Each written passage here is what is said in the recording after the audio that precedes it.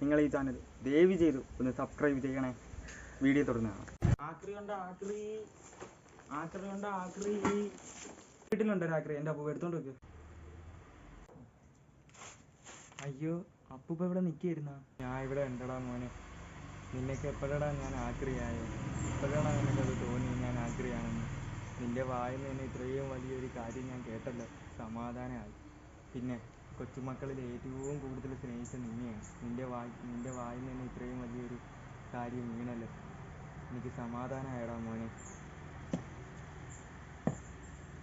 ആ അപ്പൂപ്പന് എത്ര വിഷമായിട്ടുണ്ടെന്നറിയോ? ഞാൻ ഇന്നും ഇന്നലെയും തുടങ്ങിയ പണിയല്ലേ ഇത്. ഞാൻ കുറേ നാളുകൊണ്ടും തുടങ്ങി, കുറേ വീട്ടിലും ഞാൻ പോയിട്ടുണ്ട്. എന്ന് വെച്ച് ഇങ്ങനെയൊന്നും ആരും പറഞ്ഞിട്ടില്ല, അറിയാമോ?